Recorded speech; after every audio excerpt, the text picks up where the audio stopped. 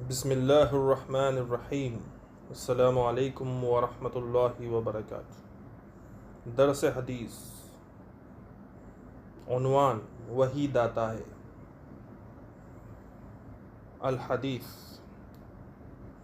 عن عمر بن الخطاب رضی اللہ عنہ قال سمعت رسول اللہ صلی اللہ علیہ وسلم یقول لو انکم تتوکلون علی اللہ حق توکلہ لرزقکم کما یرزق الطیر تغدو خماصا وتروح بطانا، اخرجہ ترمذی۔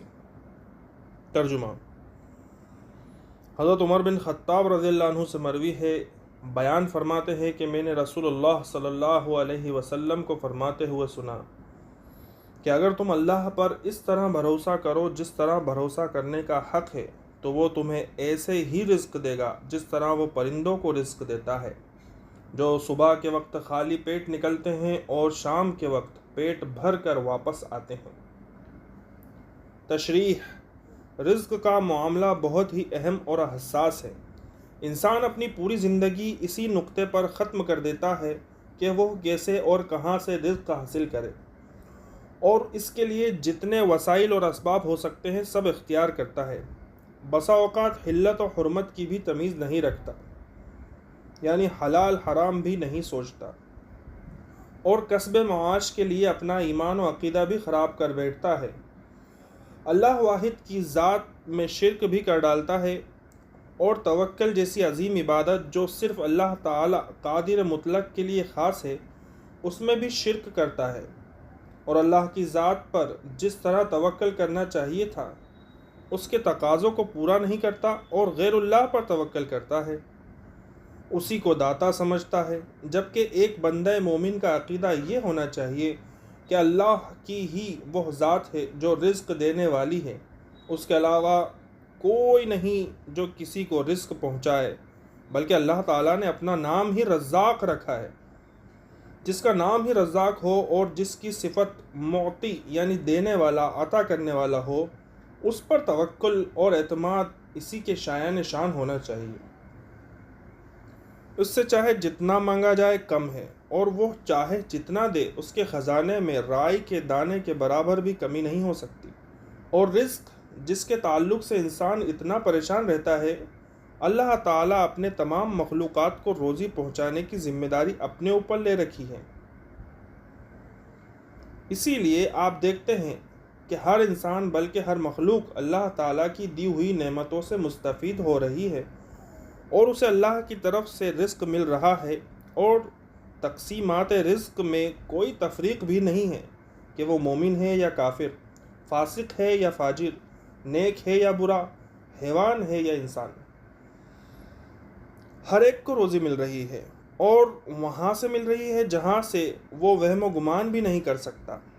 لیکن جب انسان کا ایمان کمزور ہو، اللہ کی ذات پر توکل اور اعتماد نہ ہو، تو وہ بہت ساری چیزوں سے محروم ہو جاتا ہے اور در در کی ٹھوکریں کھاتا ہے۔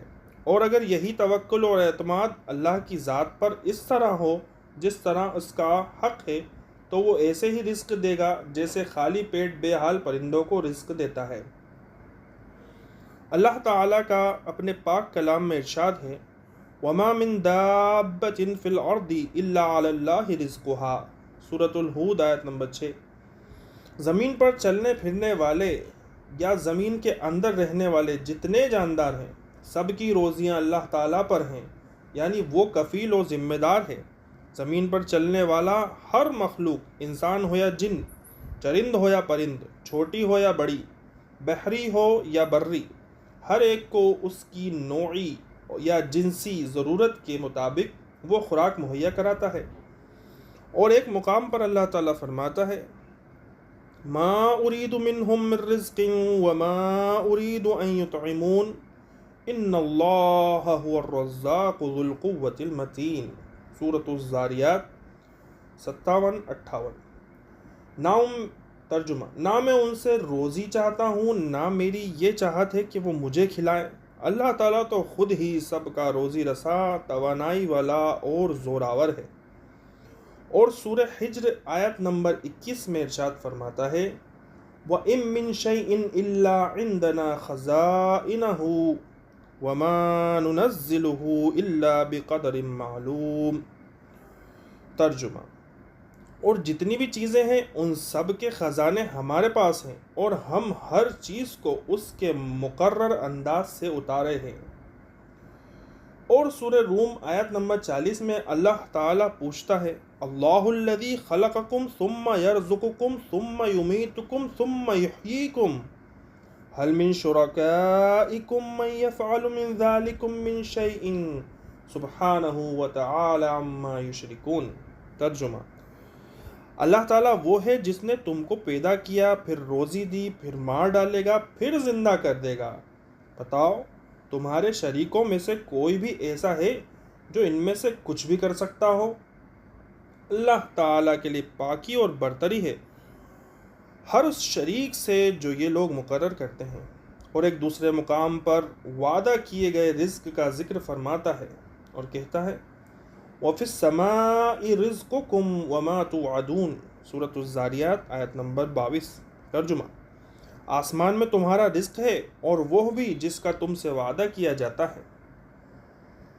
جس رزق کے بارے میں اتنی صاف اور واضح تعلیمات جاری کی گئی ہوں اور وہ بھی وعدہ کی شکل میں ہو، تو ایسی صورت میں ہمارے ایمان میں مزید اضافہ ہونا چاہیے اور اللہ کی ذات پر توکل اور اعتماد ہونا چاہیے اور اس کا شکر بجا لانا چاہیے، اور قضاء اور قدر پر ایمان لانے کے ساتھ ساتھ تنگی اور خوشی دونوں صورتوں میں رب سے راضی برضا اور خوش رہنا چاہیے، اور رزق کے جو حلال وسائل ہیں جس کی طرف شریعت نے ہماری رہنمائی فرمائی ہے ان کو اپنانا چاہیے، اور ان اسباب و وسائل کو اختیار کر کے خوب محنت کرنی چاہیے، اور حرکت کا دامن نہیں چھوڑنا چاہیے، کیونکہ حرکت میں ہی برکت ہے۔